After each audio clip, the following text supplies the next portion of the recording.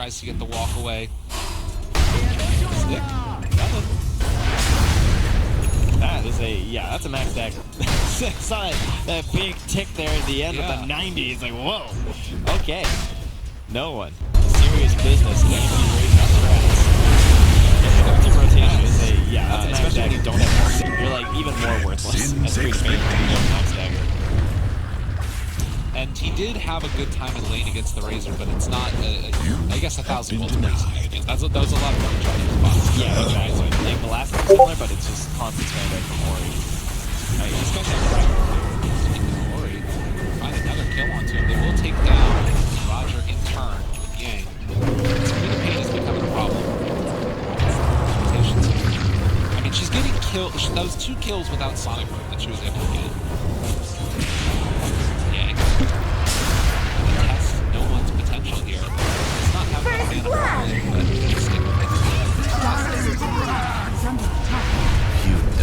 So Tranquil's Razor? It's just me? The guy's buying Double kill. I'm not sure what Ori's doing.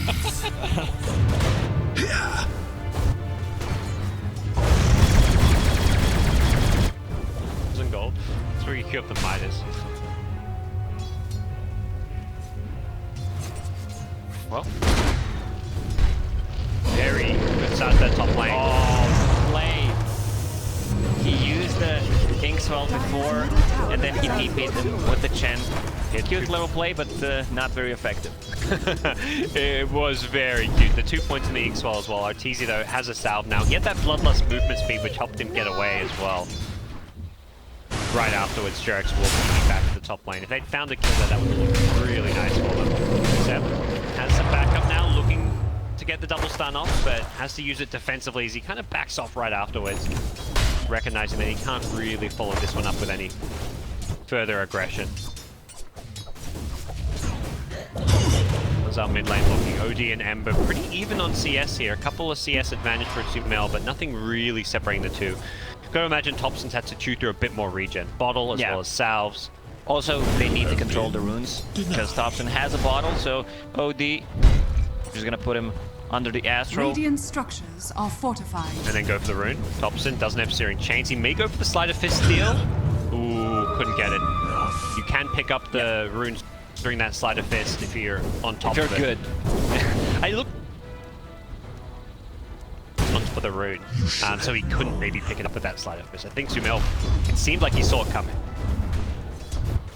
Nice attempted rune steal by the Ember. Thompson gonna be forced out of this lane a little bit. The level 5 OD, 3 points in the Astral. Very hard to lane against now. I think Ember just feeling like he's gonna have better time in the jungle. 2 points in the Flame Guard. He was relying to get a rune, refill the bottle. Now he needs to be a bit cautious or just farm under the tower. He's level 5, 3 points in Sleight. Got to keep an eye for these bounty runes. 5 minutes in, Alchemist in the game. Both teams typically going to be eyeing off bounty runes here. No tail. Can he get either of these? I imagine he's going to struggle. He may go for the deny here. Will he get it in time? Ogre is there, so he can't deny it. 3 bounty runes. That's how we play against Alchemist. Try to steal as many bounties as possible. Top lane. And they're going in to hit the Inkswell. S4. They've been in trouble here. Does look to turn. Throw the Anchor Smash for Seb, forces him back. 10 stick charges on Seb. He is kind of trying to bait in some aggression here.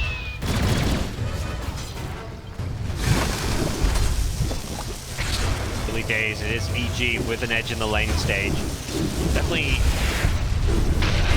Missile denied by homing missile. Oh, top lane. They bring down crit. Jerax and Seb teaming up for that one. These early points in the Inkswell, comboing with the Sanking and the Burrow Strike initiation, looking pretty scary. Potent stuff. No tail. What a teammate. P's just to get this stack off, I believe. That is true 5-position support play. This rune, can Thompson get this? No, he doesn't. Another rune stolen by EG. They're doing such a good job controlling these runes. Denying them time and time again from Thompson's Ember Spirit, who would love to have gotten some of these. This bottle. His life's so much more difficult.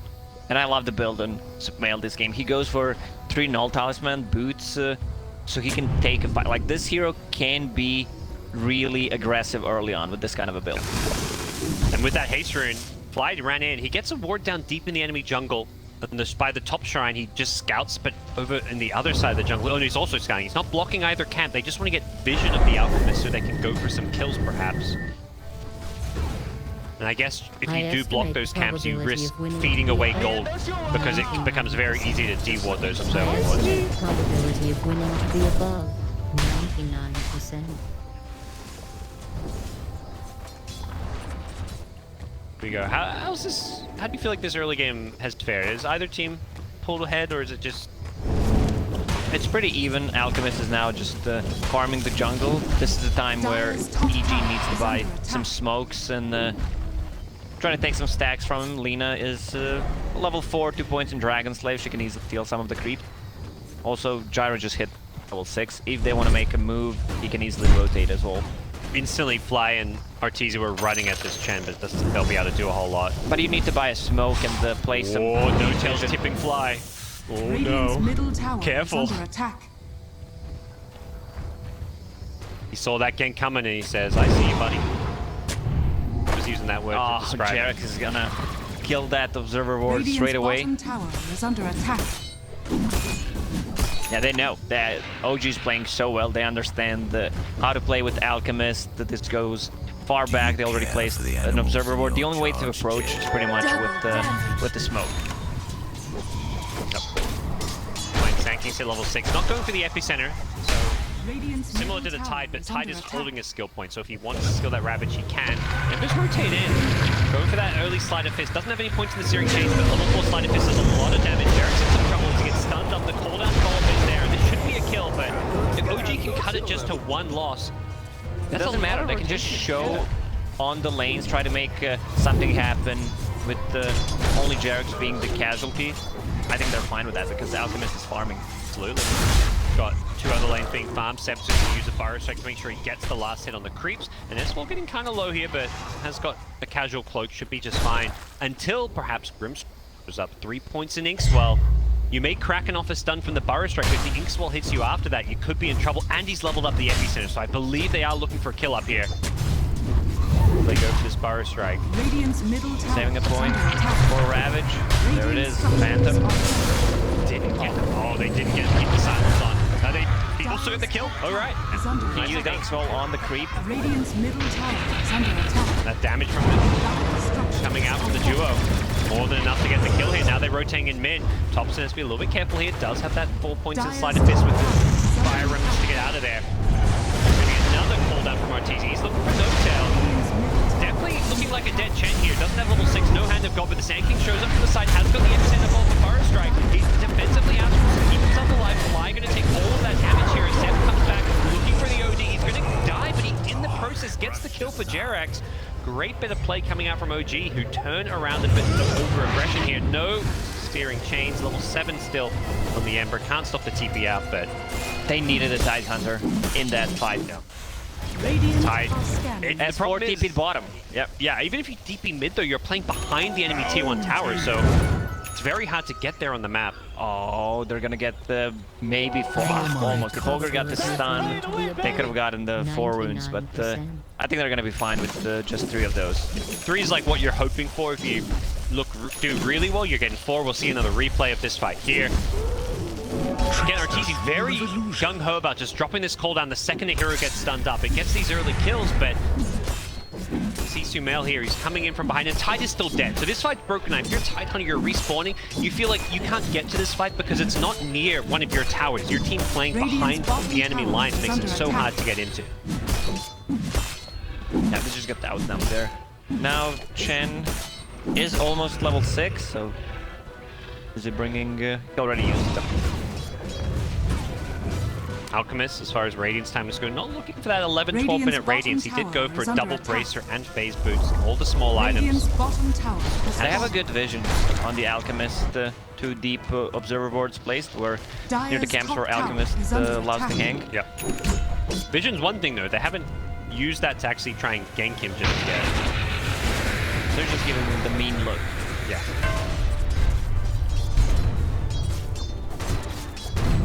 Okay, coming in, a CS4 Thompson.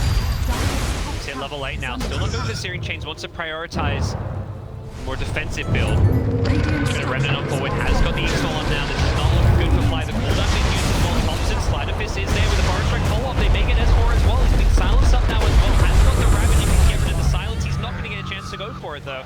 Not sure it would have mattered too much as well, as Arteezy wasn't really in fighting shape there. All of his mana cooldown, and OG, they're just bringing the numbers every single time. They have an extra hero, sometimes even two, and meanwhile Alchemist is just farming. Thompson trying to fire Remnant away from this one. Dire's middle tower is under attack. Looking to go for Arteezy.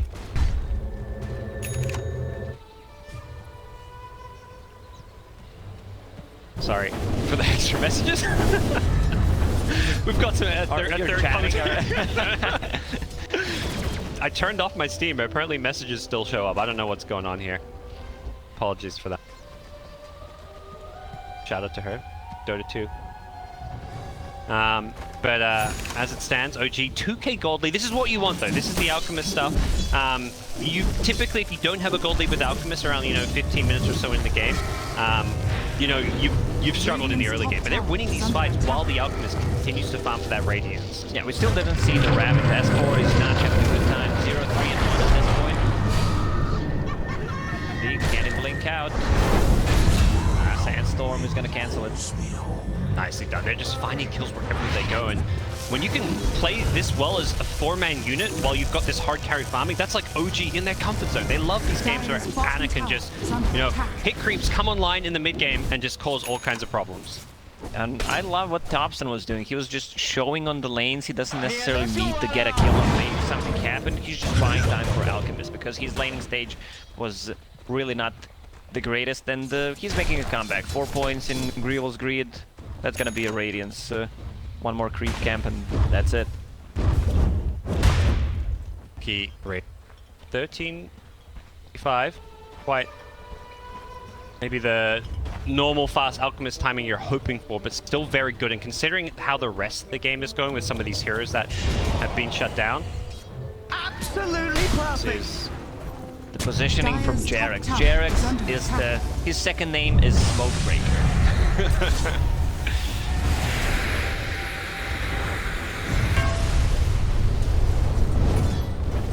Comforting rune of regeneration. Managed to prevent another EG rotation. It just feels like OG have this sixth sense right now for all these rotations coming in. A lot of the wards from OG from the early start. They're reading the map so well. Now they have that Radiance. It's go time. Sanking has a Blink Dagger.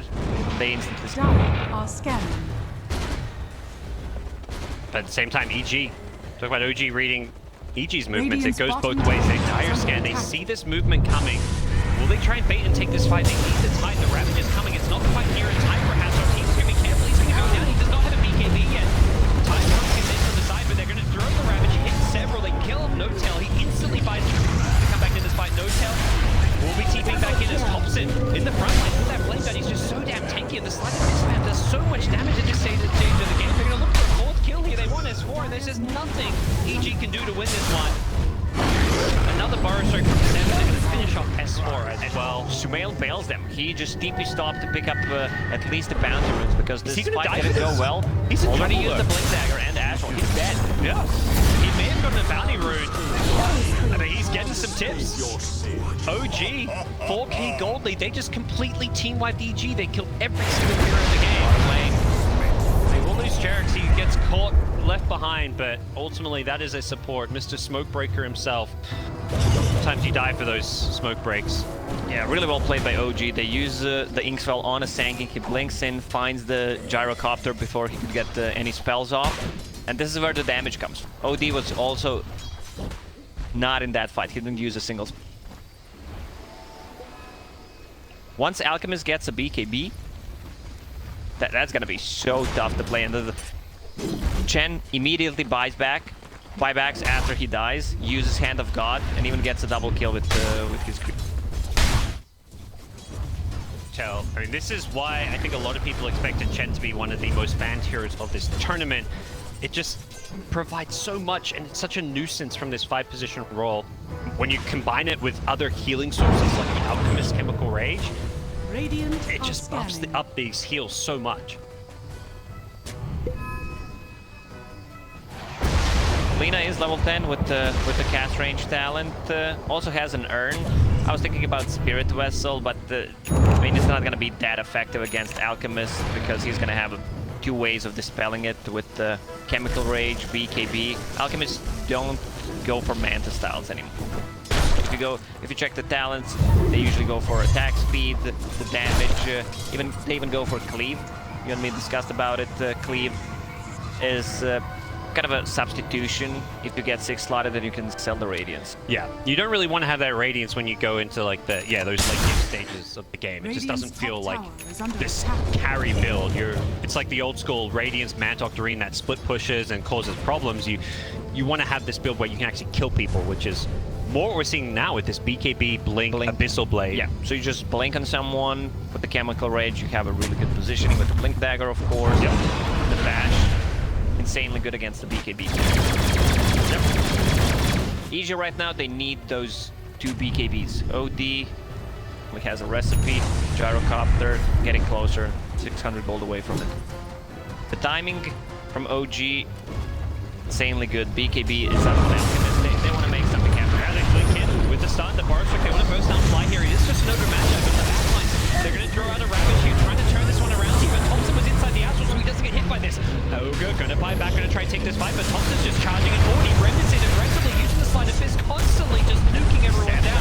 FB Center with the blink in as well. Who's he going for? He splits the targets out of the BKB, takes out the leader, changes targets. We get dieback from Fly's Ogre. He goes down, and Seb's not done with S4. That's 4 dead. Seb gets hit by his teammate as OG roll over EG. 4 heroes dead. That's actually 5 dead because Ogre bought back and died instantly. And OG is not gonna stop. Might even threaten the high ground. Arteezy does not have a cooldown. Black Cannon is on the cooldown as well, but they're pinging Roche. It was this race to BKB. Anna getting his BKB before Arteezy's Gyrocopter just makes it so hard for Arteezy and EG to take these fights. Yeah, he understands that he does not need a Blink Dagger this early on. BKB is so much more valuable because they don't have anything that goes to BKB at the moment. And the amount of heal that they have with the Chance Aura, Chemical Rage, the extra 20% increased healing, plus a Hand of God. Also Vlad's on Chen. EG can't take this fight. They have all the T-fight items. EG have rotated in, but the Alk has already helped secure them an Aegis. Thompson picking that one up as they are looking to just finish off S4 and the rest of EG, I think, realizing this is not a fight they want to take. And the problem is, Ravage is a long cooldown to play around. OG can just go take a fight now. We're only 19 minutes in, but they may even threaten high ground. And Jarek's got Brown Boots, Lotus Orb, disassembled, Mana Boots. It's insanely good against the Gyrocopter. He can't use a homing missile against Ogre, against Lina, even Astral. They have so many single target spells that they can echo. Yeah, so we're just going to see them like pop this on the Alchemist and let him frontline, I imagine, at this point. Such a strong item to have this early in the game. And a very unconventional build, but one that makes so much sense right now. Thompson takes bounty runes, and this time it is OG 4 bounty runes. That is a very big sign of how this game has changed. EG were, 5, 10, 15 minutes in they getting... found crit on the bottom lane. He was just trying to twist the wave, hide in the trees. Yep. He's going to do what damage he can, but I think he knows he has got no real escape unless he jukes, and he will do so. Thompson actually has... Oh, yep, missed that Sleight of Fist. All right, Crit gets out of there. Managed to maneuver his way through the trees, getting out of there, but Arteezy not so lucky. He goes down top. That was with the BKB. Seb, Epicenter, Burrow Strike, completed Pipe of Insight. So all of this AoE magic damage, which is Gyro's primary source of damage since he's got just phase BKB, is going to be heavily negated by this pipe. One thing I always liked about Seb is his itemization. He understands it to a next level. When he was playing Mag, getting a Guardian Greave before a Blink Dagger, same goes for Pipe. And this Pipe will mitigate a ton of the magical damage that they have. Against cooldown, against Rocket Barrage, Lina, it's looking all OG. Actually, it's 17,000 net for them. At 21 minutes too. OG are playing such good Dota right now. Now you can quote me on this one. The game is over when you have 1,000 gold lead per minute.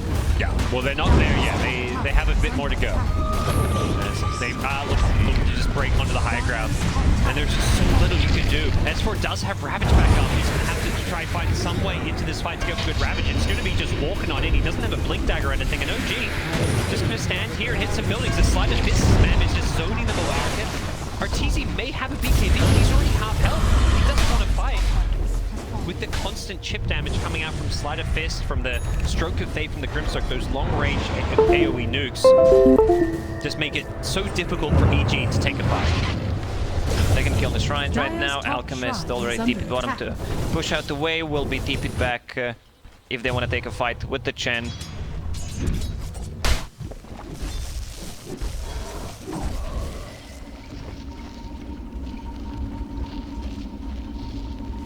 He almost has enough gold to buy a full Dire's AC. top shrine is under attack. That is very scary. I mean, you compare Anna's net worth to his counterpart, the Arteezy Gyrocopter, and it is night and day. You carry here a gyro that's known for kind of dominating and coming online in the early to mid game, has struggled to have an impact this game with the... It's one of those smokes, guys, you gotta do something, because we know we're in a bad spot. If we lose another fight, the game just ends. Yeah. But OG playing on the other side of the map. The Alchemist was down there, but they're using this Chen recall to just maneuver around the map, and now it's OG who are in their way down bottom. I think having an idea of where EG are playing on the map. There's a couple of towers down here they may want to go for as well. A tier 1 and a tier 2. Arteezy playing a bit greedy, going for another creep wave. He may just have to beat EG. He gets caught by an unstable concoction. Parasite call off, and Arteezy is done for. Quick and easy kill. Crit just TPs out, leaving Arteezy to die, as he should have. There's no saving his life once he gets caught by that unstable concoction. And OG is just going to run down this bottom lane. Seb hunting the gap, trying to find something. He knows there's just no way EG can fight him. He's also unkillable with this 1800 health pipe 4-star blink. Yeah, OG. What's the answer here? You mentioned 1k gold per minute advantage. We're about to get there. This tier 2 tower is going to probably take this up to about 23k gold lead. And it's DOTA plus 99%. EG, it's not what bugs. is the 1%? Yesterday we had some bugs with 100%. Well, there's 1% for EG, and they're going to have to dig deep to figure out where that 1% is. It is looking mighty difficult. They go down, he can't get the BKB off in time. He's getting chased up. This is the 1%. They take out the Alchemist. They start the fight up with a great kill on Alka. They are going to repel OG here. Aegis expires as well. EG have picked their timing perfectly as the BKB Gyrocopter goes charging in. They're going to take out the Sand King of Seb as well. And that's the turn EG were looking for. That's One the high Ravage ground from S4. The timing on that ulti was absolutely perfect. Man, he couldn't get the BKB up. Maybe OG execution there was a bit sloppy. I'm pretty sure we're going to see that fight again, but ooh, there it is. It was, yep. And the Lina stun from Fog, Lance and cast range talent. You just don't see it coming. That is the power of this Lina build and why this hero is being played a lot as a 4. It reminds me a lot of like the 4-position Shaman with 8 lanes, where you're just able to stun or hex people in Shaman's case from Fog and they can't get BKBs off. Having these heroes that can play against BKBs from a support role is just so nice. Bounty runes being somewhat contested as EG managed to secure down bottom. Helps rotate in. There's no BKB. It's on cooldown for 5 seconds, but with the defensive Astral, they should be able to get this off. Anna was looking for a stun, but the blink away from Sumail is there, but he's still getting very, very low. A couple of Sleight of Fists could finish him off. Doesn't look like Ember wants to chase. I think OG maybe learning to, you know, take their foot off the gas for a little bit here. They're still in a really good spot. Ravage is on cooldown for another minute. Roche may respawn in a minute and a half. Yep. I expect them to make a move. They already killed the shrines, so they can't be backstabbed unless they use a smoke.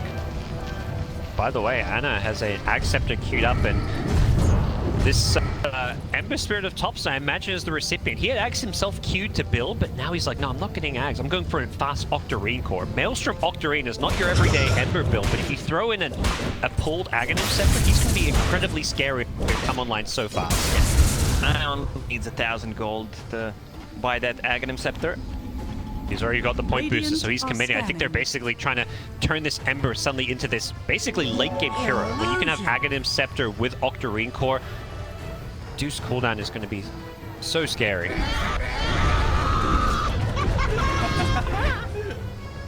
I mean, they can play it safe. If they don't have to rush anything, if Ravage is gonna be ready once again, so they can just wait for the next Roche, get the Aegis and cheese. Gee, 21k gold lead. But you've got to be careful. That unsuccessful high ground push definitely probably put some doubts in their minds as to just how secure this game is. EG has no big items coming on their side. OD has only Mystic Staff. Still a lot of time to buy that Hex. Same goes for Gyro. They're just saving the buyback for now. That is the big item I feel that EG can use to turn this game. To play against like the BKB of the Alchemist and also to actually lock down and kill the Ember Spirit. Having this OD Hex would be massive for them, but it is still 2k plus gold away.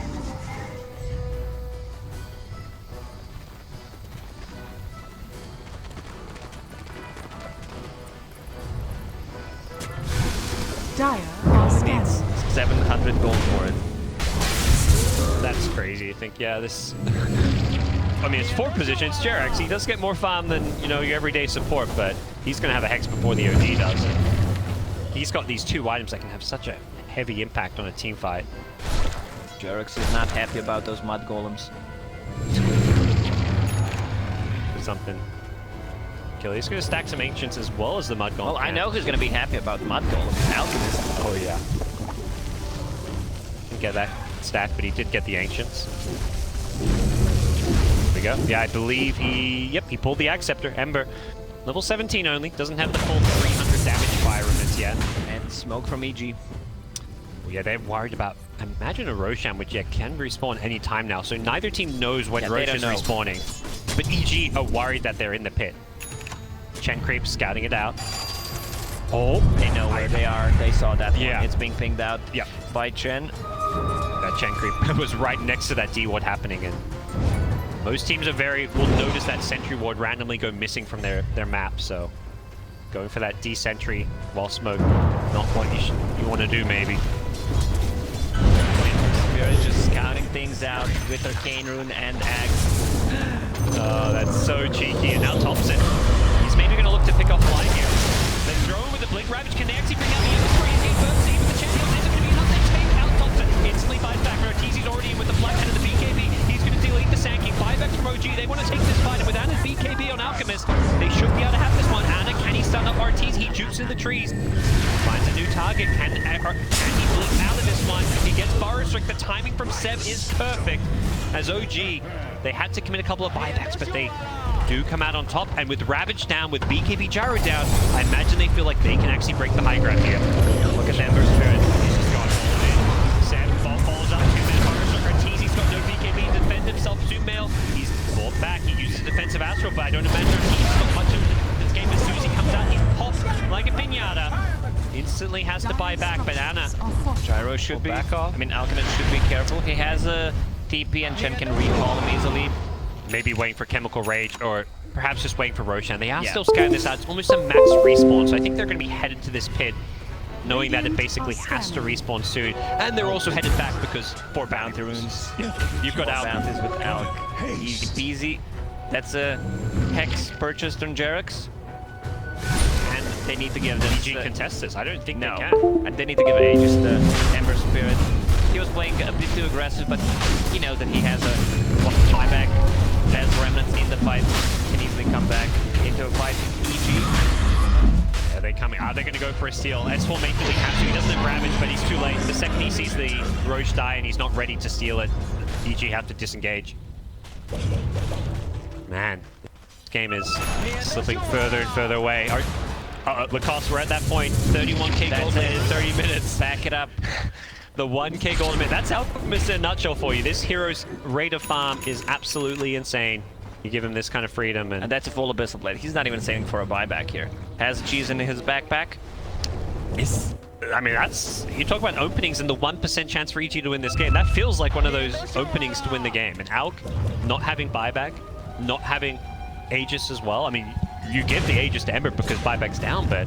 It doesn't matter if he has a buyback or not at this point, since EG has no tower damage whatsoever. They have Gyro and OD. And they still have a tier 1 tower on mid. Yeah, if they mess up a fight, you're not going to lose your base for it, is what you're saying. Yes. You're not gonna even loot racks, and then you can't lose one. Position, quick Fire Strike. He just forces out. He's trying to bait some spells here. Thompson follows it up as well with the Sleight of Fist. Just trying to see what they can force out here. But back in the mid lane, Alchemist, he's gone in with the big BKB. He's going to free here. The right place with the BKB is going to be enough, and now RTZ in trouble. He's been a bit weighted up. He's locked in place. Where's the back? He said that. He doesn't quite find it. The Ravage is there, and Anna, he's got no buyback. He's going to be so careful not to go down here, but he's got so much health regen from the Echo Rain. Tumel wailing away, and if the right click is the click's going to be enough. He doesn't have the damage. The cheese is there, and now Tumel getting bashed up. Stuns falling up, and GG. EG drop game 1 of this 2-game series. OG, they play so well.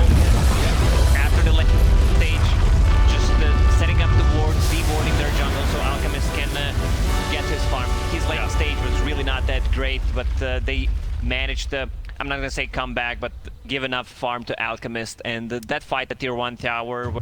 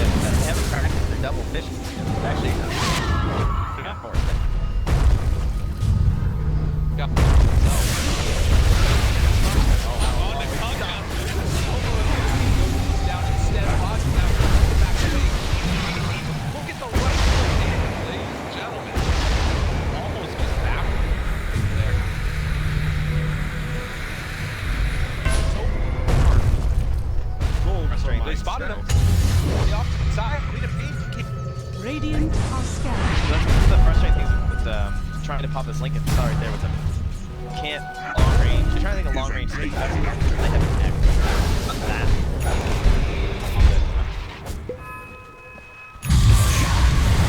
My waters rise.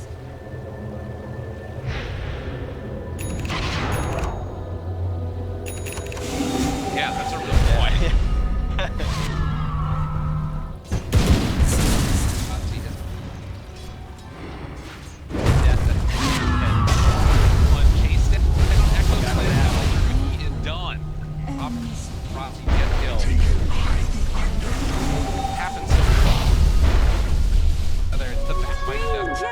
I was thinking Battletoads. You know, it's any iconic video game duo. Just put them together, guys.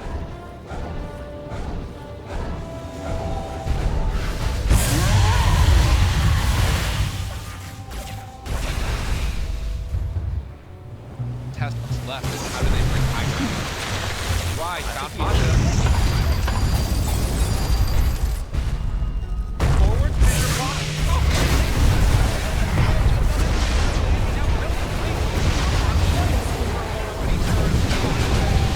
On the solo, chasing forward for forward. Lord have mercy, paparazzi is in your face. Get away, though. Oh god, but the immense damage coming from Yang, even after. Okay.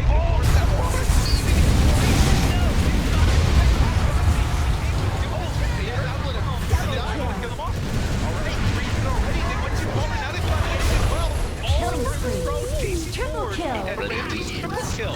It is killable. I can't believe it. Man, that Earth Splitter just 700 damage from ET. Thank you for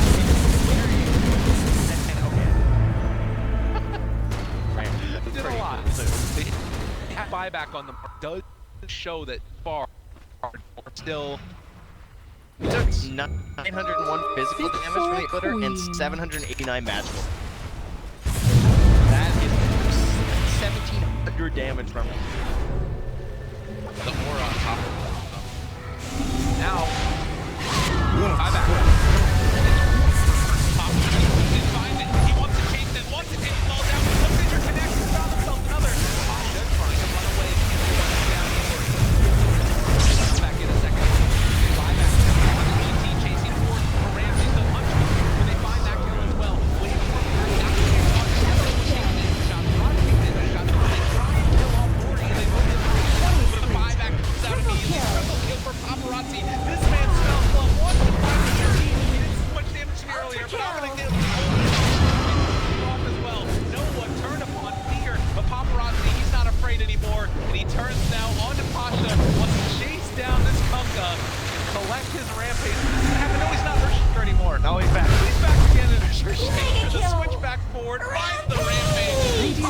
Nazi have mercy. That'll freeze in the cracks. Siphon up Ori. Oh, he just won.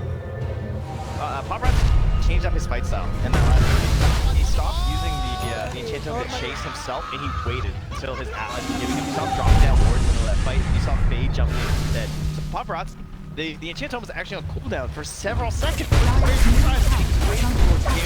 lockdown for that moment. He's gonna be there time. He's gonna get a finish. And that's how he got ran. 12,000 damage in 60 seconds. It ain't a joke. Oh, no one's doing everything he can. He's got the AoE Shadow Strike. He's got the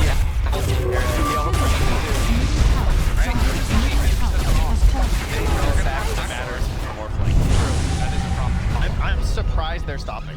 Wait, they got another one. No, he got the second wave again. Yeah, but they, I mean, they're just gonna take Roche and call it Okay. super safe, but.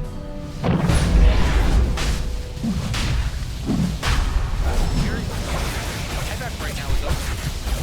They can't kill off. They still have it. Yeah, that's true. That's what they need to do.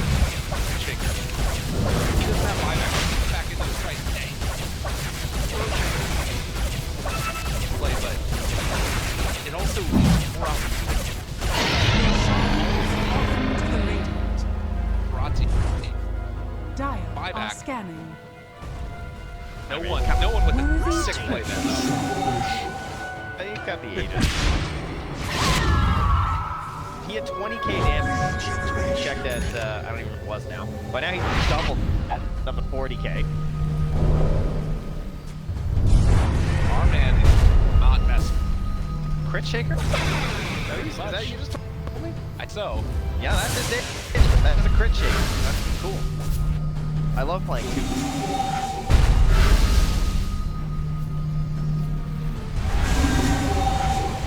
Fade! Fade! Where are you? Losing it.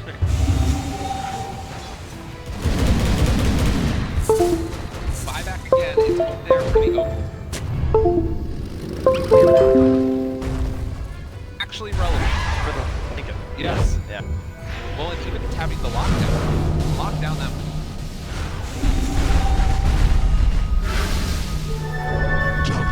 That is Higher than I would have expected. He's got For Virtus Pro, I mean. Oh god, he's got a DD.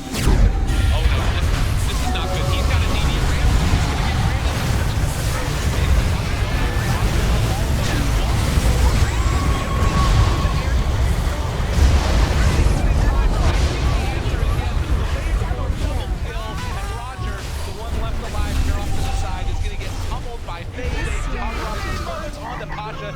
Somewhat low, but I don't think it's going to matter as GG called. I made the submission. Unbelievable. Necessary. VG Gaming. That was dirty. They straight up bodied him, right? Getting that Earthshaker and then hitting the Morphling was so good. And you saw that mid game not go that well. No. For VG till they had the Aghanim. That's solid.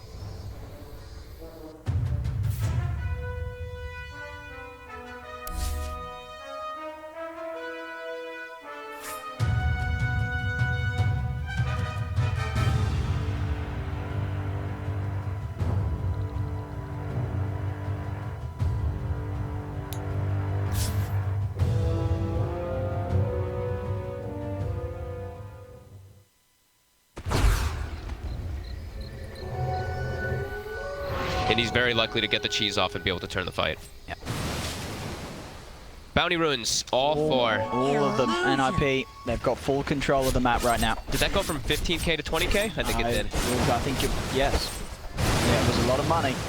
It's a lot of money. And it gets an illusion rune as well on top. So Ace is getting those Ags now. There it is. Who's it going to? It's got to be the Nyx, right? No, it's got to be the Ogre, right? No, they're all good. They're all good. Eat yourself. Who's he going to give it to? Who's he going to give it to? It's going to go the way... Oh, he's not giving it to anyone. 33, right? Okay, Yeah. 33. Okay, that's definitely the best one. Is it though?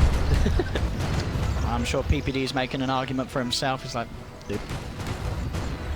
Gives me True Strike. I can hit the 7. See your last man, Ace. Here we go. They've got everything. They've got Aegis ticking down right now. Yeah. it's gone. It's gone. So that's a Bottom tower is under attack. bit of a worry off the minds of Fnatic. Yep, Sox doing a little bit of a slow push bottom. He's throwing the meteor hammer on the bottom tower while they siege mid. And there's his 25. He's going to take the cooldown, isn't he? Maybe though. I think he's probably debating it. Nah, he didn't. Cooldown still. Everyone just takes BKB, it. They'll buff. That means they're just going to buff the other one to like minus 10 presence armor at some point. Yeah, he's playing the long game. He's just hoping the battle will be Yeah. Stuck in their base as NIP continues to grow their lead. 22k advantage. Bardet rolling in the money for his next big item. How's our XP? Whoa. They're out of the base. Eyes. They're on top. And ready to go. They'll get Saxon. He's got to use. I mean, he is surely gone. No Vendetta will save him that vision. D-Ward as well will be able to get themselves out of the map and just be an Nyx assassin, but with a member down, NIP unlikely to push. They'll back off onto their half of the map. This gives a bit of breathing room, bit of opening for Fnatic to get the waves pushed back out, get some vision out. Yeah, go look for maybe any wards or get your own wards down. There's almost time as Jabs will finish up that Hex. Yeah, the Hex. DJ's nearly got his Octarine. His farm slowed down quite a lot on Jabs though. Even though he's still at the top 2, he did get slowed down a lot from those deaths in the fights.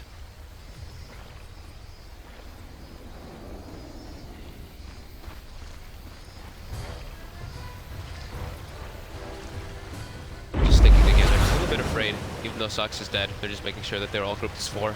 While DJ to push out top. Radiant are scanning. Which will very farm nonetheless. Making sure he has money for buyback and Turin by looks of it.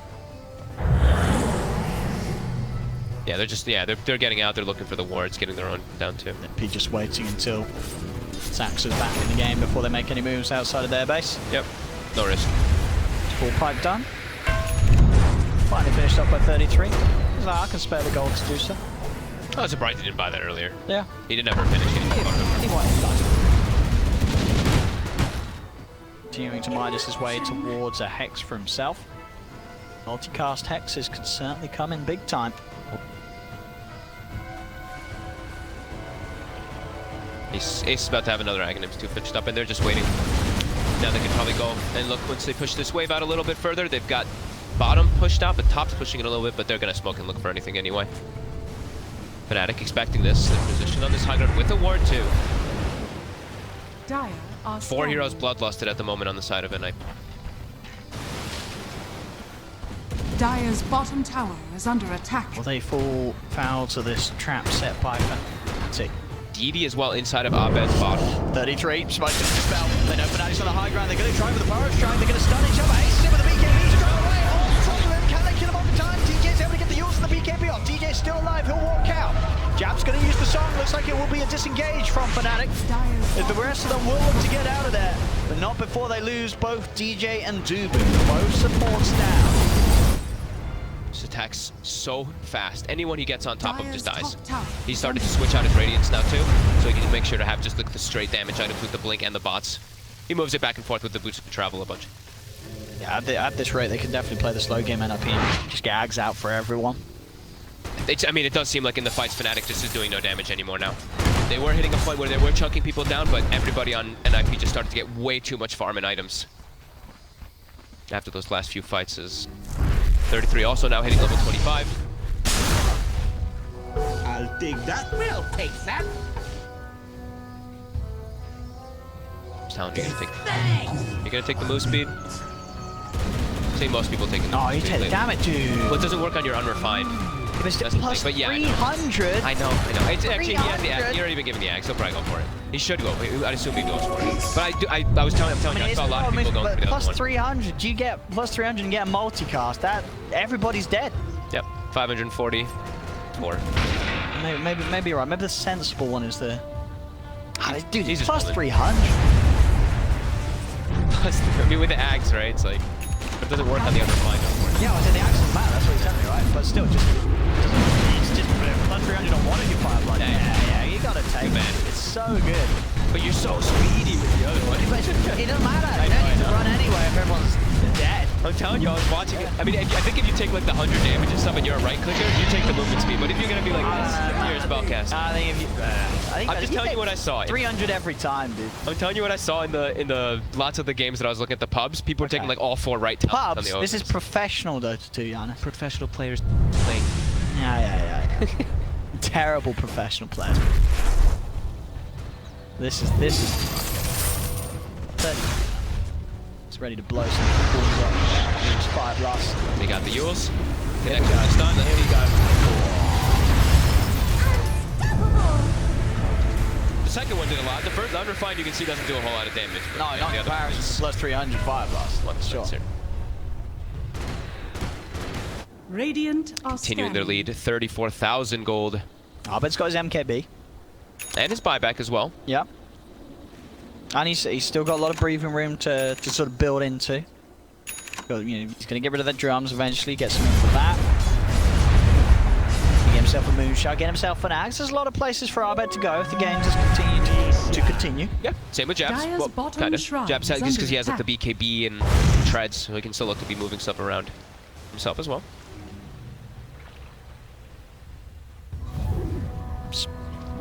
Another fire, so focusing more on damage. For Jabs or for Jabs, yeah. Bloodthorn. Bloodthorn. Yeah.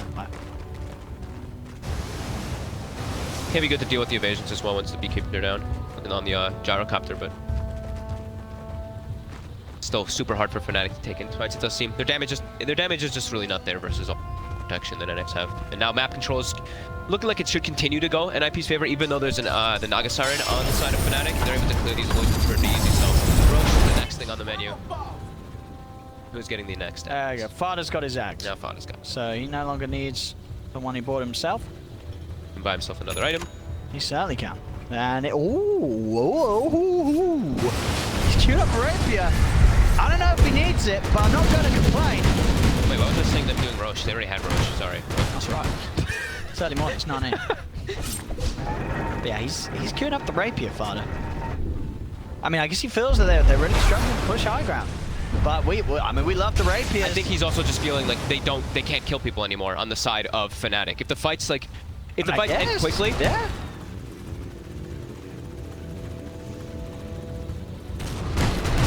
Let's see if he gets the rapier close to the game, or if he gets the rapier and throws the game. Both of them will be equally exciting.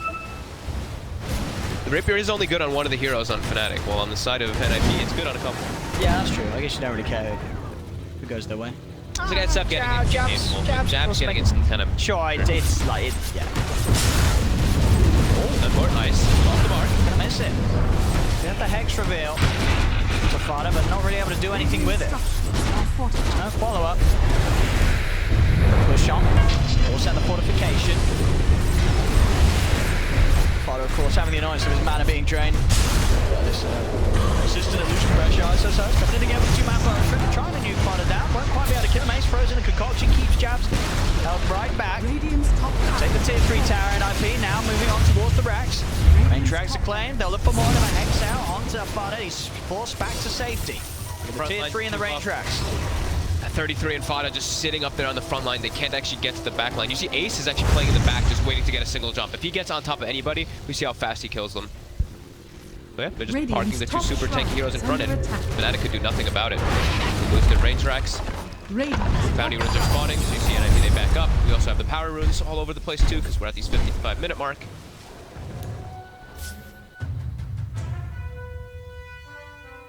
OGs turn to ban. Geniuses turn to ban. A message to try to OGs delay turn this to pick. Radiance timing, block some of the camps.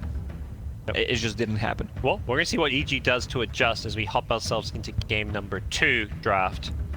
I think one of the other big things is Gyrocopter is kind of looking like one of the heroes and the carries of the tournament, but you think about EG and their playstyle.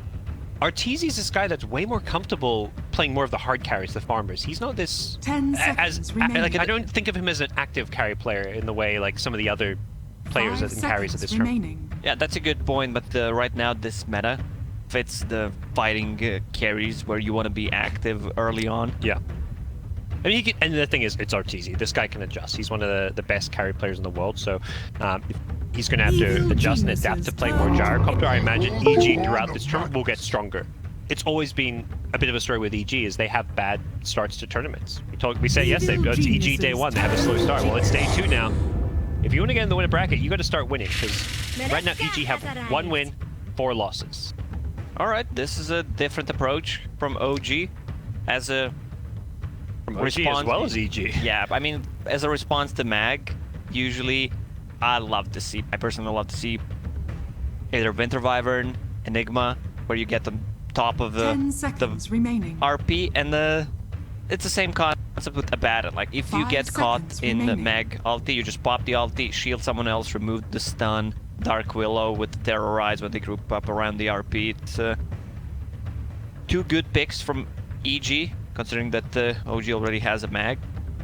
And it was instant picks. Like, these two were... So, EG, I like the confidence. What's changed, or what? I mean, you say 2 good picks from EG, but I feel like the idea of first 2 pick Abaddon is crazy. That's something totally new. We haven't seen this hero as like a first 2 pick. He had some small buffs. I'm looking at some of the recent patches, like 7.22E, his Curse of Avernus, debuff duration from 4 to 5, and the most recent patch, the F patch, base attack speed went from 115 to 120, and base armor from -2 to -1. This poor dude just wants some armor. Well, Abaddon can be played as 3. That's the thing. Okay. And that's maybe, and I guess particularly with you mentioned this item, Bassi Ring. That's an item that gives you armor, and that's something Abaddon needs in lane, so perhaps going to lane with that Sage's Mask that you turn into a Bassi Ring going to be the way to play this hero. Because you imagine this is their 3-4 position, Abaddon Willow, like those are lane together, or... Willow looks like 4. Crit plays this hero so much. He's one of the best Willow players in the world. They can still swap things around, put the Abaddon on 5. That's the beauty of these picks who can be played at multiple roles, and OG took some time. A lot of time. Yeah, look at that reserve time. Holy crap. They didn't think Juggernaut will survive. It's a great hero against the Dark Willow because you have a spin out of either Bramble or Cursed Crown. Also, you build into Mantis style, so a lot of ways to spell her stuff. Naturally having some magic meat.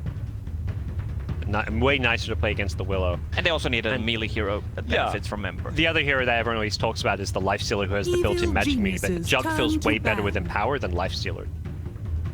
That's why OG's first 2 picking so right now OG's thinking that it's a Abaddon position.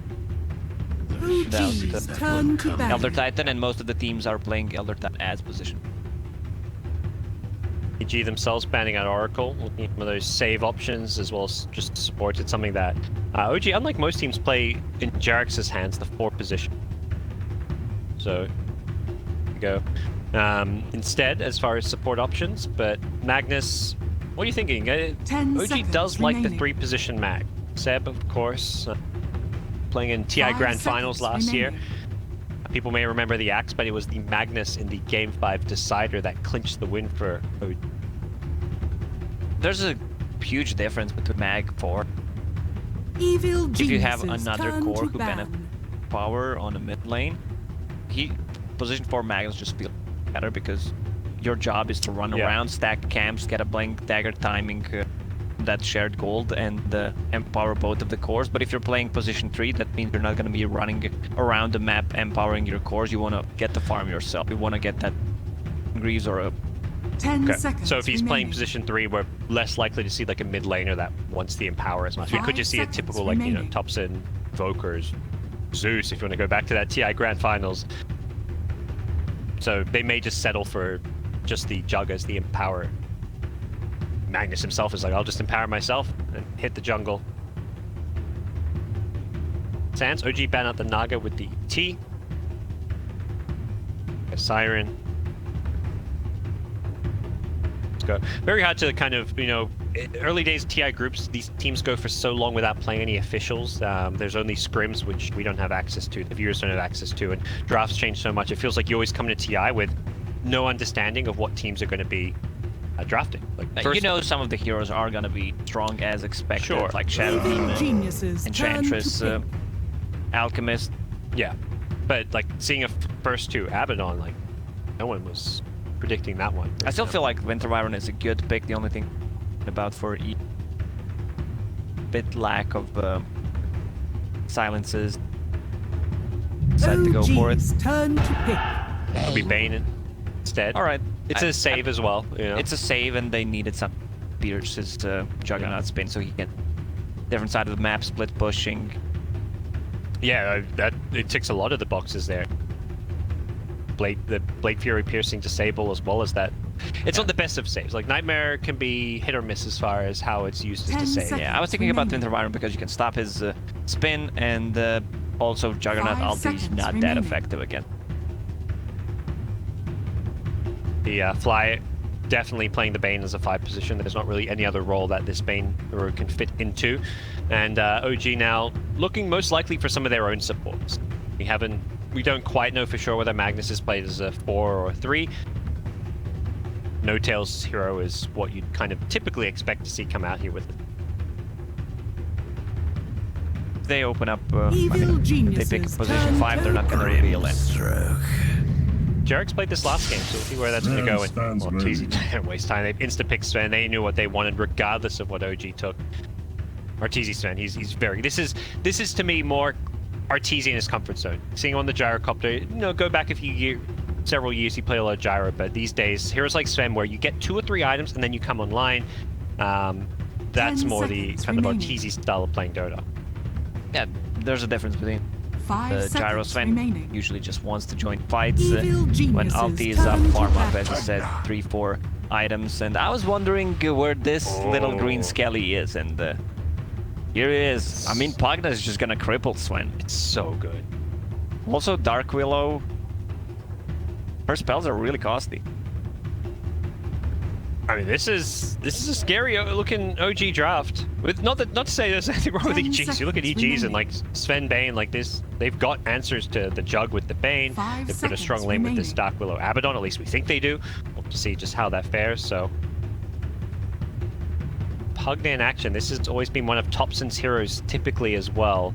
There's a chance we see some kind of like a Pugna Magnus 3-4, but I would lean much more towards Pugna being the mid here. Yeah, it looks like it's mid. They can still swap things around. A lot of sustain with Pugna's life drain and turn to ban. Jug's healing ward. Yep. And they ban Invoker, so they're actually considering... Well, I was going to say considering Pugna being a 3 position and then a mid hero, but OG ran 4 position Invoker. They had Jerex played as a support, and that's not the only support Invoker we've seen. There's been a couple. Team Secret also plays. Yes, yep, sorry. For this Quazwex, Cold Snap, 4 position Invoker. Very pesky. 5 seconds remaining. And that would have actually fit quite nicely behind a Magnus. Turn to pick. Ban looking at... Kanka's look really good this turn. For sure. Kanka is the hero that you get 2 bracers, you become so tanky, and once you hit level 6, they need to bring 2, sometimes even 3 heroes if they want to kill you. Otherwise, you're not dying. The magical resistance from 2 bracers and the HP plus remaining. A rum. You're super tanky, none of your spells cost that much mana, so playing Kanka into Pugna, you feel good about it, and you have multiple ways to cancel his life drain. Even if you get stomped, let's say, Evil geniuses between 2nd and 4th minute, you can always just X-mark yourself, TP back, play around the shrines if it needs. You have enough sustain. Go. This guy always makes his way back into TI. Disappear throughout the year. Not that he has disappeared throughout the year, but for one of the iconic TI heroes. Looks likely Jarek's playing him. G thinking it is the absolutely perfect pick for this game. So they need a mid hero. It looks like it's definitely Pugna mid. They know the matchup. Are you looking for a lane counter, or just want something that fits your draft? If Pug could be a good pickup, or this. Yeah, something elusive, because they don't have a lot of lockdown. There's an Earthshaker, yes, but he needs to commit hard to act. Okay. So we'll see Sumail playing Ember Spirit, one of the more prominently picked heroes of this tournament. The flexibility between Ember being a mid laner as well as a safe laner, part of that, but also just well, all-around strong hero that comes online nice and early with this max sleight of fist that you can just spam. The constant damage adds up throughout a team fight. For OG, Shaker Magnus is not really the scariest of dual lanes. If anything, you're just maybe looking at Shaker like what, pulling waves or messing with the creep equilibrium using fissure. Doesn't really feel like that dual lane that's going to be able to... Yeah, there's not going to be too much kill potential on that lane.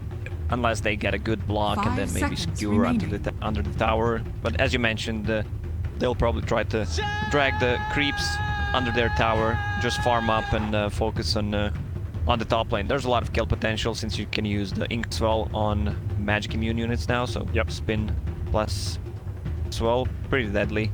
Yeah, probably would be a big part why they wanted it. Because it is going to be a 5 position of 4 that we saw last game. But you got to imagine this game, Arteezy sees this lane, he's probably thinking, I'm free farm. You're playing Sven into a Shaker Magnus lane, there is nothing they can do to contest your farm. It's probably looking a happy farmer this game, and you can have Fly, you know, this is one of those 5 positions that loves to stack the jungle camps as well, so... Should be a good game. I feel like EG, to me, have a better, more well-rounded draft. And that's more in their comfort zone. It's not just about, you know, how their drafts match up against their opponents, but this feels much more like an EG style of draft. I have a theory, like if a Baron can get Aghanim Scepter here, you shoot coils in the 1600 range if you get Ags. Okay.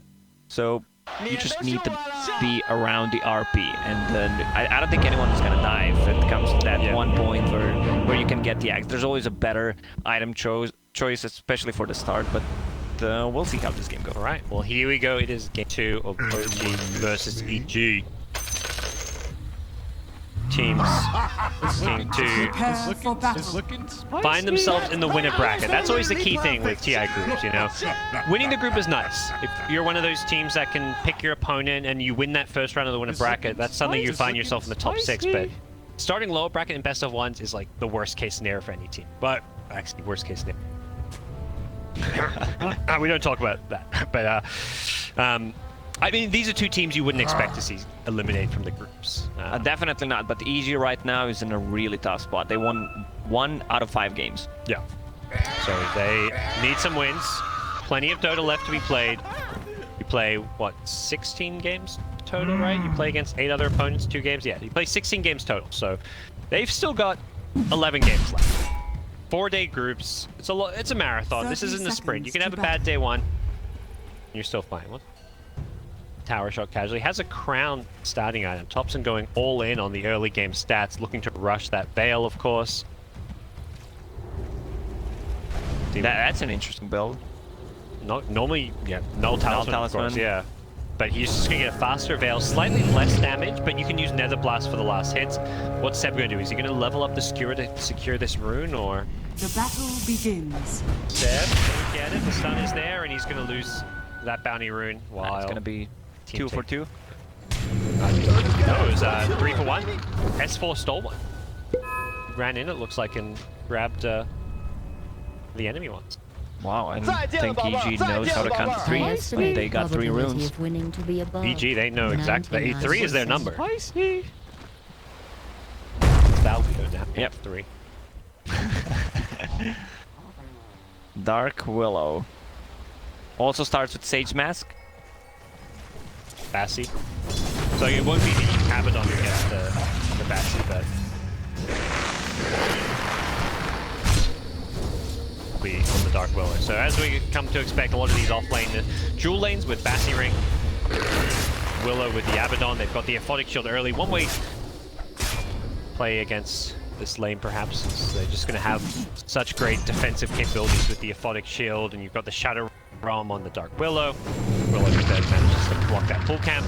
No-Tail coming in with the Stroke of Fate, trading hits here, looking to push Crit out of this lane. And he's got a visual support here. They could find themselves an early first blood if they get a couple more right clicks and a Stroke of Fate. One more right click with a Stroke of Fate. He may not even need it. He does need it because there's an Aphotic Shield, and that's going to save Crit's life, as Anna also helps to zone out forward some extra right clicks, so they don't get the kill. S4 came in just in time.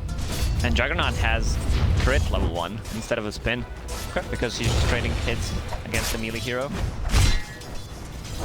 This is something, yeah, we see sometimes in these melee versus melee matchups where the crit as single target damage is better than the spin. Level 1, you don't necessarily go for the kill. You don't even have any points in the ink swell yet, so Ana just wants that 20% crit chance. Brambles coming out, try and mess with some of the last hits and cure this lane a bit, but here comes Jerax with these crits. If he gets the block in, he blocks his sword, doesn't hit him with the stun, but he's completely surrounded. Now he levels up the spin. They are looking for the skill, but Jerax is very low. The stroke of fate is there, and Ana should be able to get the first blood. Gets the kill just before No Tail goes down. That's a shared bounty. Nice little sidestep from Abaddon to not get stunned at least, but with that block, there's nothing you can do about it. Ember Spirit picked up a haste rune on the mid lane. Scariest of things, perhaps, but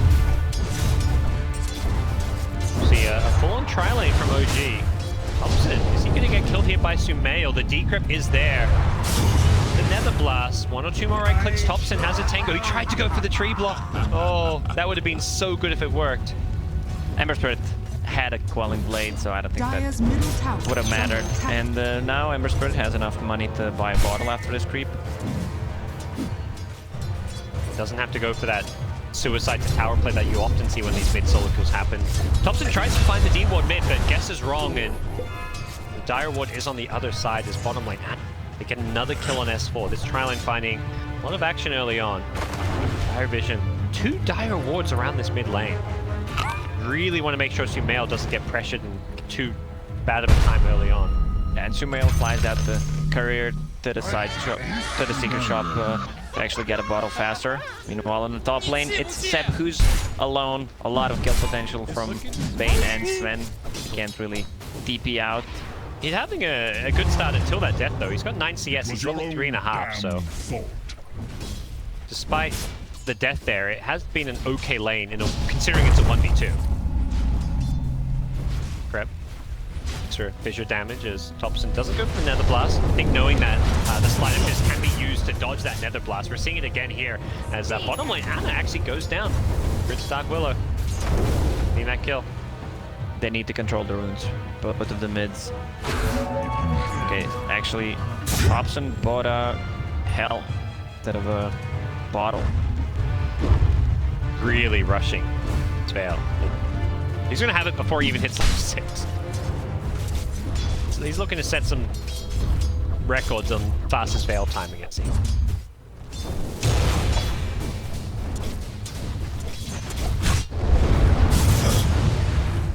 Mid. Uh-oh, he's in trouble. Throws out the decrep to push female back, but fly up to. This is probably jungle stacks. You know, you've got a Sven on your team. Sven doesn't really need too much help to free farm this lane anymore, but if you want to fully step out of the lane, you definitely can't see Sven do that alone, but the priority may be much more on just giving our TZ farm, and yeah, Fly's just like, alright. I think Fly's just gonna stack some camps, go for the bounties. Seems like it's gonna be, again, 3 for EG. Bounty. 2, 3, yep. Fly got some stacks along the way. There was a Shaker Illusion where you could have done some stacks with, but it looks like he was prioritized more on those bounty runes at the time. Hero back to the high ground, Save gets back to safety. Things settling down here in the lane stage, but EG, 2k gold lead already. This laning stage has been very favorable for them with the kills they're getting, the farm they're securing. Sven, RTZ absolutely free farming, but they've got to be careful. Here comes Ana again in the bottom lane. He's got the X-Wall stunned, and 1 or 2 more ranks might be enough, but the sun immediately dispelled off by the Aphotic Shield, with the Blade Fury allowing him to chase through the Shadow Realm, and the damage from the magic is enough. Ana gets a healing ward in the trees here, so he's healing up, but he's completely trapped and surrounded. He's trying to turn and fight. The healing ward, not enough there, just level 1. And now No Tail, he needs to be careful himself. No Tail's dead. Bird Shaker doesn't have a Fissure, he does. Got a Totem called up by a Fissure. They are looking to turn this one. No Tail with the X-Wall stun. They've got 1 kill. He's getting a second. This healing ward responds to all kinds of prompts. The Stroke of Fate as well. No Tail with a double kill. Abaddon had the Aphotic Shield ready. Oh, he just completely underestimated the damage as well as the ink swell. The stats actually huge. No Tail got 2 kills. Now he's sitting at 1,000 gold 6 minutes in. So much for being a 5 position. He's going to immediately turn that gold just into rewards and boots, but still. That healing ward was so underrated as well. I don't even know if they realized the healing ward was there because they killed Ana despite it doing some healing. but it came into play later on for those supports. Managed to get the better of the EG aggression. 7 Ember Pugna. Well, 7 himself. I mean, someone should post this on Reddit. Check the hero. Whose hero is this? If you just cut off the Pugna, yeah, branch and the whale, PI edition. Yes, the Ember Bar. We would not expect, yeah, I mean, this is just a new style of play and build coming out from Thompson.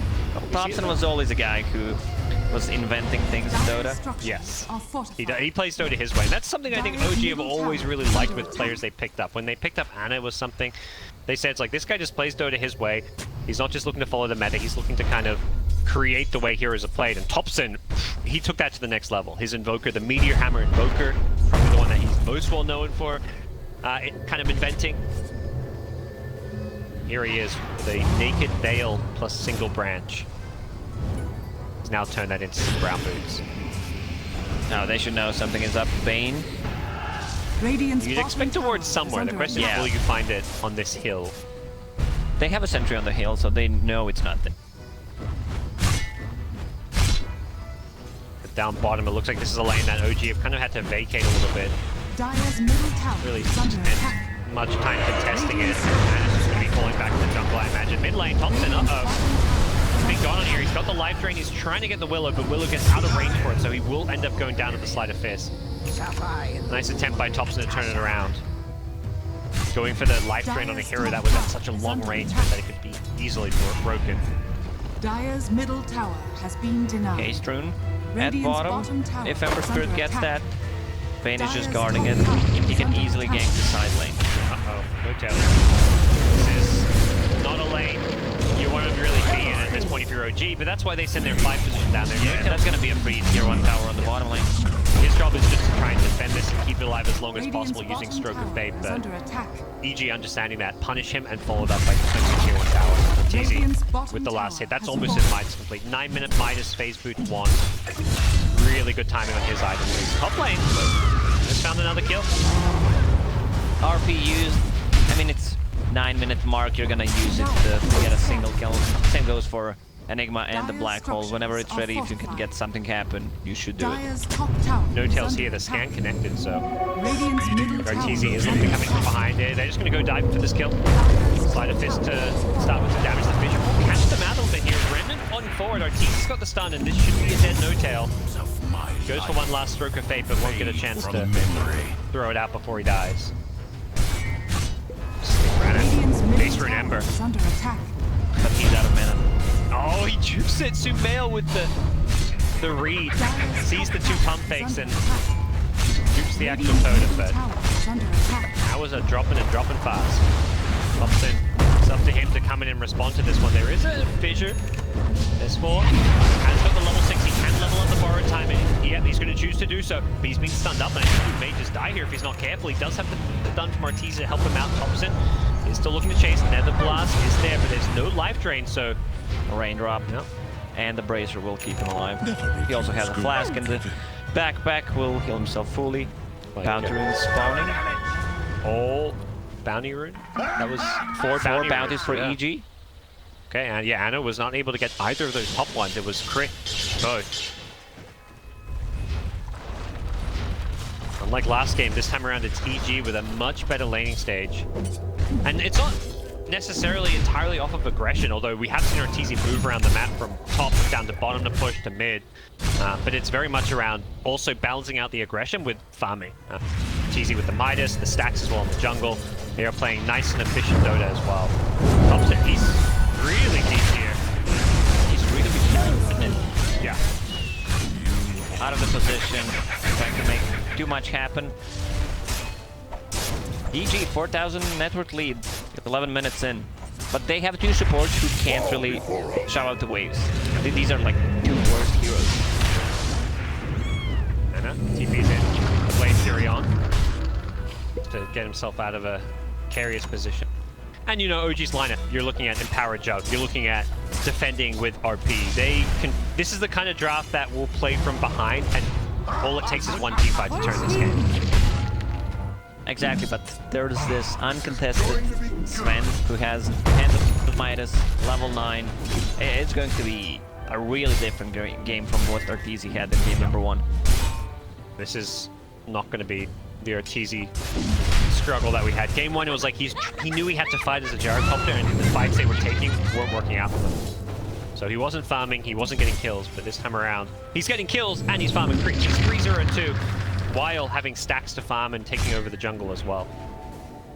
Mel also 3-0-2 on his Ember Spirit. The G core duo having a fantastic start here. You can see what kind of game OG is playing right now.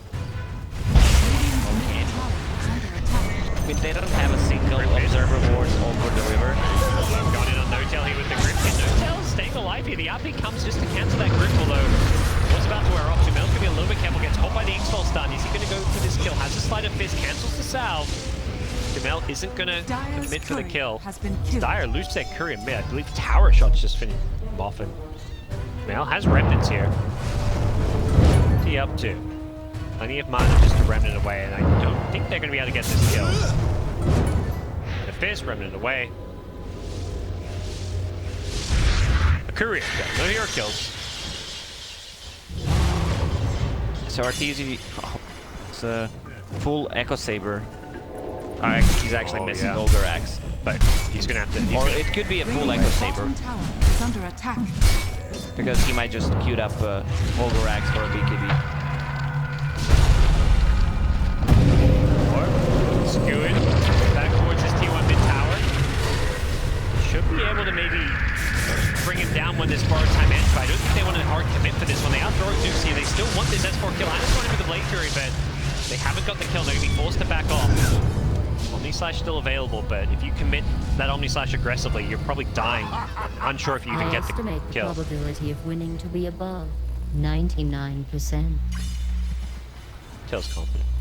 I don't know if friend Dota Plus agrees. Radiant says 39%. Dota Plus thinking things they are a need bit more only EG 60% more, huh? Yeah. No Tail's like, I did the math. OG does not want to take a fight right now. They want to finish the items. They want any item on Seb. He's going for Pipe, and Earthshaker needs 1,000 gold to finish off his Blink Dagger. Right now they're in a really spot where they just want to farm. With the Empower on Jug, get a couple of items. Yeah, just going from neutrals to neutrals. Once you get that, at least Manta style as a defensive tool. For EG, you know, you can match this farm. If anything, you can kind of outpace it with the Sven Midas, although the Echo Saber being removed also does make that harder, and Thompson again finds a kill on Crit here in the mid lane. This early Veil with the damage jam causing a lot of problems.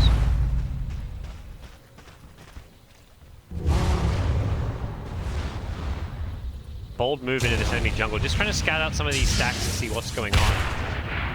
Sven's turning this on with the stun though. They've only follow-up lockdown, doesn't look like it. The bait not quite here, at least not right now. Jerk's charging on forward, has the turn, they're trying to bait out this borrowed time. Echo Slam comes in, doesn't do a whole lot of damage, barely clips Arteezy and S4. Borrowed time's it off here as Arteezy does pop the Godstrike. He's going to look to go and find the sewer is there, followed by now people the fear. It stops the Omni Slash, that saves their lives here. They could still look to turn this one around. Anna goes in with the healing ward, but without the Omni Slash on the RP, Crit saves the day. The healing ward gets sniped as well by Sumail.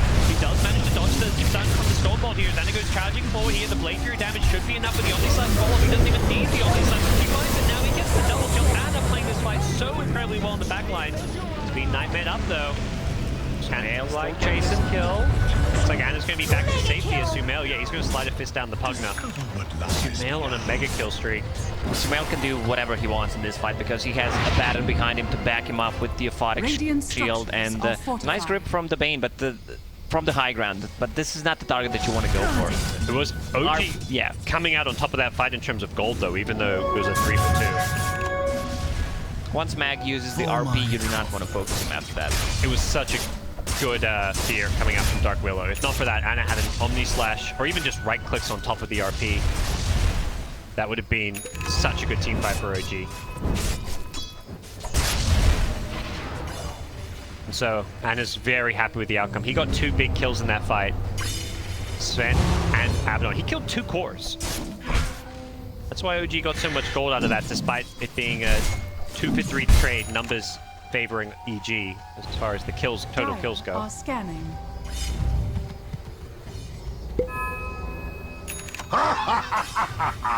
Anna has a diffusal blade right now, so that's gonna help him out. To have the extra slow, extra kill potential on whoever crit.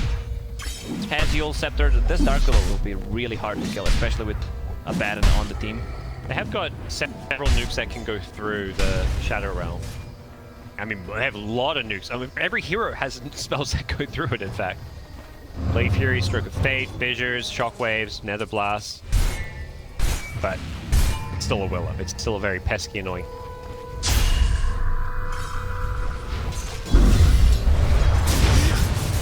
Lads picked up by S4, so it's going to be just seeing all those teamfight items coming out from the offlaners. S4's Abaddon and even the Magnus. The hood completed, looking for that fast pipe. And now bottom set will be in some trouble here. Yeah. Mules, the Bramble, instantly the tips come into play.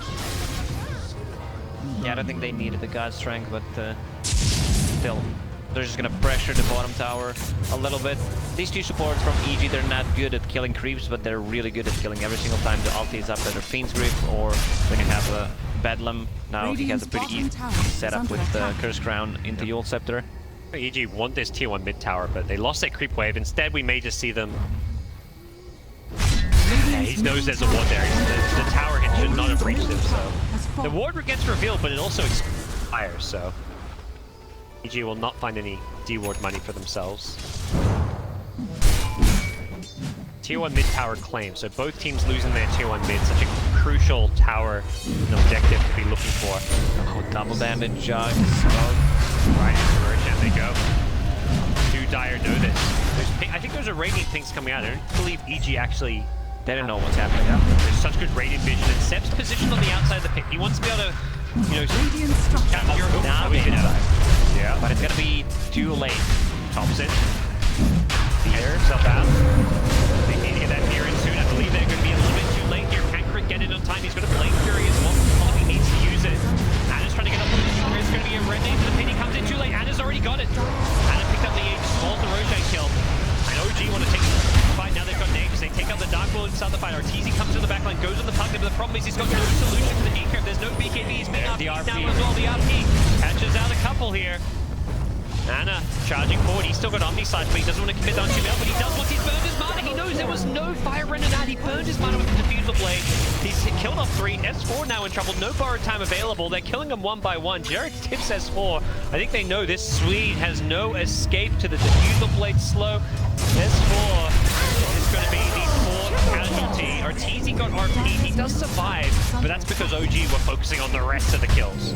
It's a really risky play, but I think Dark Willow should have gone for Terrorize inside the Roche pit after that. Tried to use the Bramble to get some vision, but also Sumail went in with the Remnants to get a Roche kill, maybe even get the Aegis, but Anna still has the Aegis. Now they're gonna pick up 4 bounties.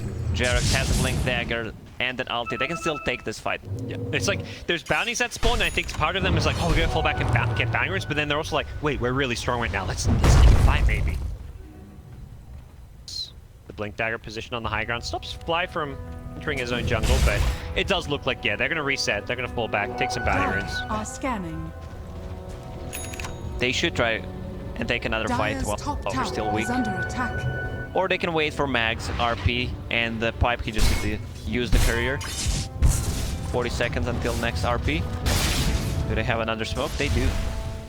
And also Grimstroke hit the level 10 a couple of minutes ago, so he's good to play this game.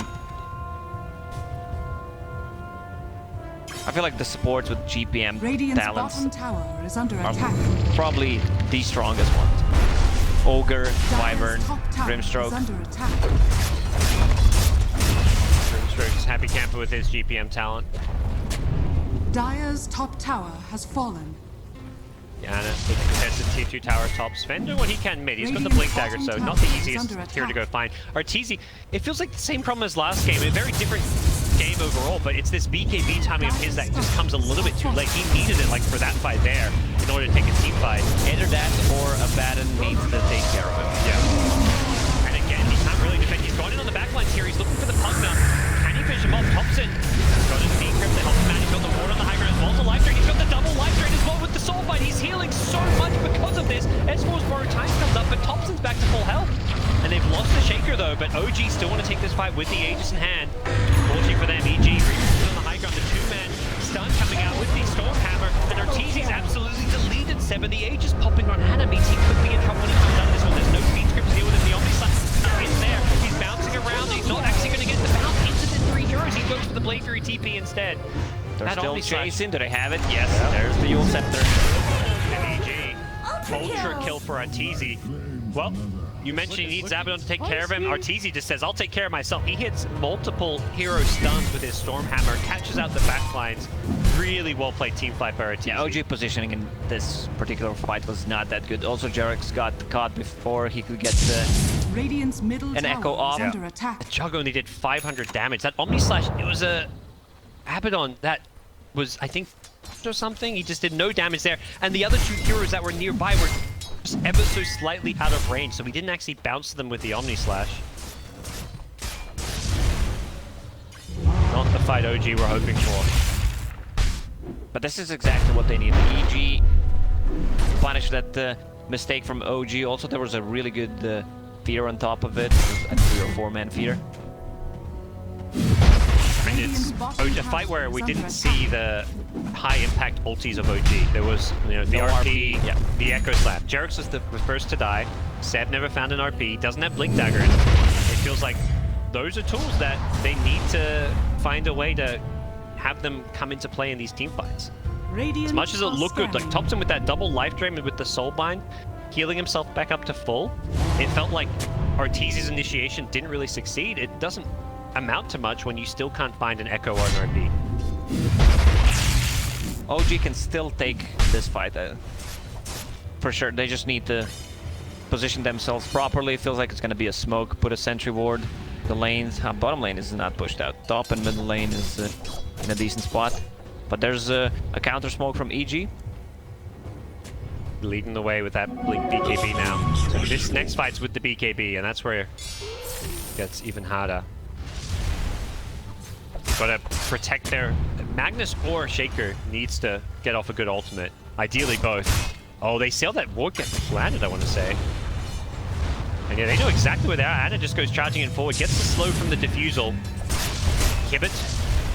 Called. If someone asks you what the inhibit is, would you know? Yeah.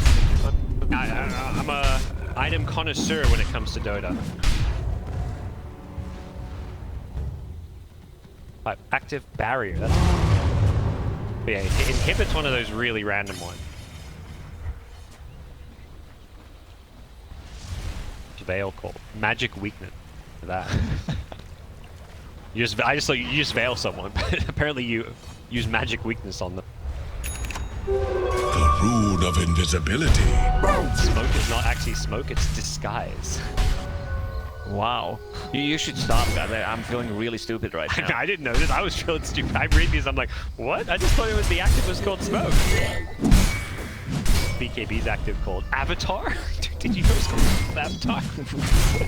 I feel like this has just changed, right? Surely it wasn't. This isn't always been Avatar. Soul Ring active called Sacrifice. Okay. Well, that makes a lot of sense. Oh, Smoke in Anna. Taken away by Life and instantly deleted.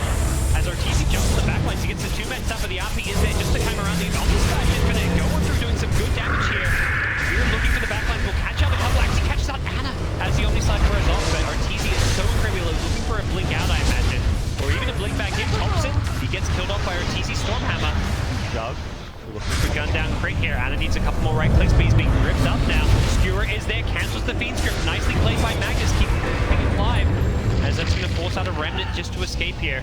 Seb charging on forward. They should be able to at least finish off the Bane here. And Jarex knows that's a dead Bane. He's looking for more. He blinks past, but there's no fresh targets to go for. I think EG is fine with that. Even though Bane died back there, they still forced the buyback out of Pugna. And I love what Anna did there. He instantly uses Omni Slash on Sven, so he can't take the fight. Even though he popped the God Strength, he was on half HP, can't really come back, especially if Baron is not healing him. They're still going to try and push this one. They bought back the Pugna, but they feel confident. And on the front lines is just so tanky with this Mighty Manta style. Just getting a tier 3 tower will allow them to take some Shrines as well. Anna goes for the plate. Fury doing what damage he can with the Nether Blast.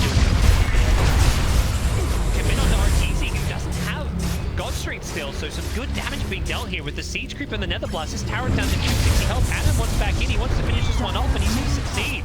Healing Ward is ready. Don't have to force it and go for the Raxay OG. They're going to back off and go for these shrines, prioritizing that top shrine, the ones near Roshan. Roche will spawn in 30 seconds. That's a quick spawn. They're going to have their ultis up when the Roche spawns. Talk about supports with GPM. Dark Willow hits level 15 and gets hers. Radiant are scattered. Not willing to hard commit to the shrine. They threw some Nether Blast, but Anna did not want to right-click it, as knowing EG have God Strength back up. That was very much the timing. They go for that high ground push. It was 20-30 seconds without God Strength then. As a result, G could not defend their tier 3. But this Roche fight is going to be so hotly contested. Fighting around Roshan, this is where buybacks really come into play. And Pugna, buyback on cooldown means Thompson has to play this Roche fight incredibly important. Oh, two fails, just going to go reddening in. They get the two-man route. Is there a few to follow up? You betcha. Catches up to Jarek's in trouble. He's being taken up by RTZ. Instantly buys back, but they've also lost No-Tail, who does not have a buyback. And Thompson, we talked about his buyback stats. He's dead for 75. This could be EG securing themselves Roshan. Anna's been slept up. Is there a Fiend Script that's on cooldown? It's already being used. Anna's got the Blade Fury. Anna still has ulti. Ember's pretty out of Remnant. Jessic. If they're on the other, there's going to be a nightmare to try and save it. Sumail's out of mana. Sumail's dead, and they're going to lose Sven as well. Anna with a double kill for his team. Only got the one kill. Godlike streak on Arteezy is ended as S4 does not have time, as the Blade Fury is just going to look to chase him down. Jarek's with the stuns. His buyback coming into play there. Should go straight into Roche Pit. They still have a healing ward. EG, they got way too confident there with Pugna, who had no buyback, Grimstroke as well. But with one good Echo Slam and Anna with ulti, also Emberfruit had no Remnant to fall back to. They used so much of their control to kill the rest of OG that Anna, he was nightmared up there, but they didn't have any follow-up stuns. Arteezy was either out of mana or just didn't have his Stormhammer up, because Anna, the second that Nightmare wore off, just Blade Fury back safely, re-engaged, and destroyed them with the RP. And with the Scotty, that's one of the best items you can get against the Sven. Yeah. Also, he's sitting on 40 plus armor on Juggernaut, so Sven can't really focus him down. Almost 3,000 HP. 3,000 plus gold on Jarek's as well. He managed to end Arteezy's godlike streak of 1,300 gold. And he's filthy rich. He did have to buy back. So this is where you have Aegis on OG's side, but you've got to be careful. Earthshaker, Pugna, no buybacks. Anna, though, in the front lines with an Aegis, he is going to be the one that looks to just break the high ground. So even though Anna's got buyback, they still give him the Aegis because of the style of play that we're going to be seeing from OG, where they want to have this job. He's the one sieging. He's the one that benefits most from an Aegis.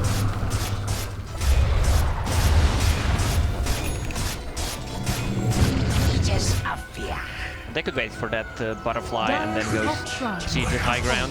It's a really big item. It's getting close to it. Only needs 1,500 gold to finish it.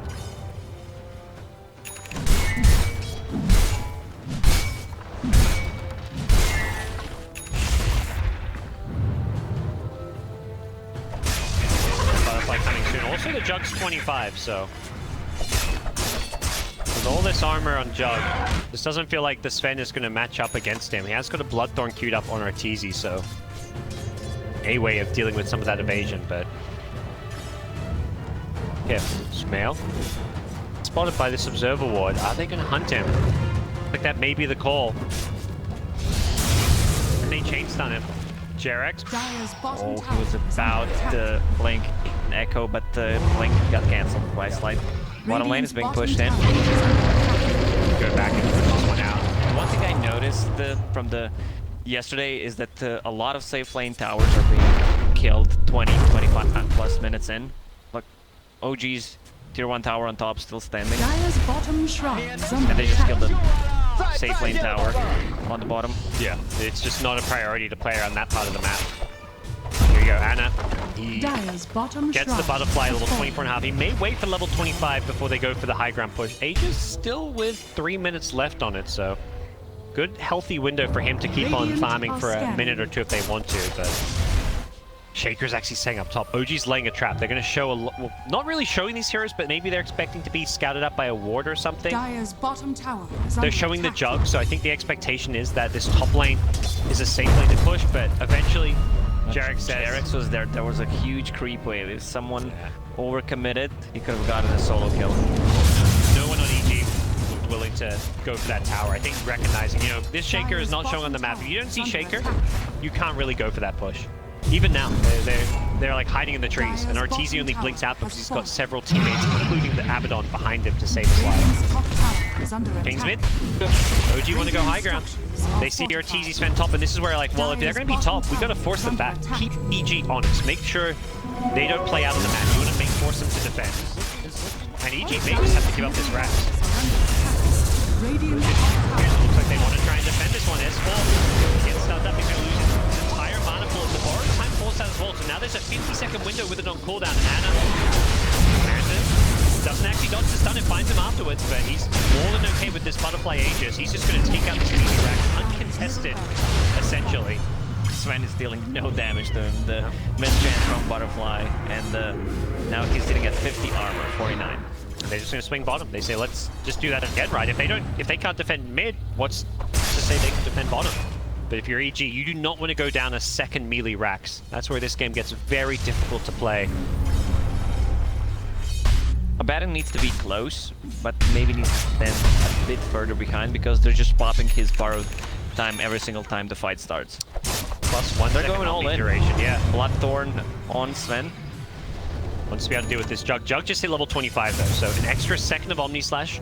Usually you often see that extra health, but I think he just feels tanky enough as it is, and wants that ability to just Omni Slash the Sven. Going with the stop of this, it's the Manta. Ana pops some lane through, he's going to force Arteezy back on the backline. It was actually the Ember Spirit who initiated it. He's forced to defensively Remnant out of there. He's low on mana though, so Mele's going to be careful. Pop him back up to try and take this fight. Ana with the Lotus Orb bounces the stun back to the Sven. Aegis lasted for 30 more seconds here. Ana, Nightmare is on him, and he wants to take it off. Doesn't look like it. Seb just throws out an Empower.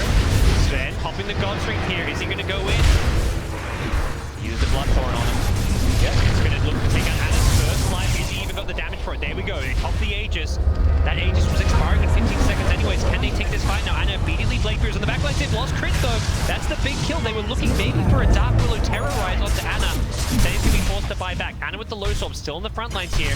Arteezy can't really throw out that stun unless he's willing to commit a BKB. Does Ana go for this melee Rax, or do OG play it safe? Bringing something on Jug. Alright, that'll give him the G's. Yeah. He's making... You've got to burst this him now. Lotus Orb is doing God for it because Sven can't really throw He's out of mana. Sven, he's down to 150 mana. He can't actually take this fight, even if they don't kill him.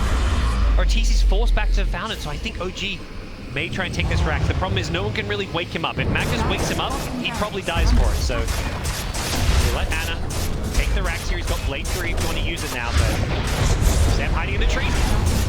He on the back line, the Cura in forward. They're going to throw him on. He's such Arteezy does get the BKB up, but he's the best dieback. Arteezy's being backed up as well. It's a dieback. He's beyond godlike. Ana absolutely destroys them on the back line. Sumail, he's trying to do what he can. He's gone in 1 versus 3. He's lost his Willow. That's a dieback from Crit as well. And Sumail is in all sorts of trouble. EG running out of lives. They're just all dead. They're so bound up. 2 of them linked together. The Cure going to push them as well. And it looks like EG, they're down to their last lives here. They buy back on the Ember Spirit. S4 gets taken out as well. He's got no buyback. Jerix is invis in the backline for the Shadow Blade. He stuns up Sumail once. Gets the second stun as well. That's an instant dieback from him. And I think this is GG. EG have been 2-0'd by their nemesis. OG take them out once again. It's a bit of deja vu from the line these two teams met at TI. OG's understanding of the game can be shown in this series. Sums it up, the way they're playing the map, the warding, everything. You see, they're playing so passively early on because they have a mag. They're just building the items. All they need is one good fight with an RP, with the good Shaker ulti, and this Juggernaut is getting out of control. Sven can't do anything about him. No, I mean, this is the OG that fans love to see him play. This is the OG that dominated the DPC many years ago when they're winning majors. This is the OG that won TI last year. They are back looking to try and win a second TI, and right now, they've beaten one of the tougher opponents in their group. I mean, we say that, but EG themselves only picking up 1 win in 3 series so far. EG 1-5. It's looking rough for EG. Yeah. There's still a lot of games for EG, but they need to start getting some wins and start getting them soon if they want to find themselves in the winner bracket. Because that's really what the key thing you're playing for in this group stage. Well, I don't think they're looking for a winner bracket. I mean, they're looking for the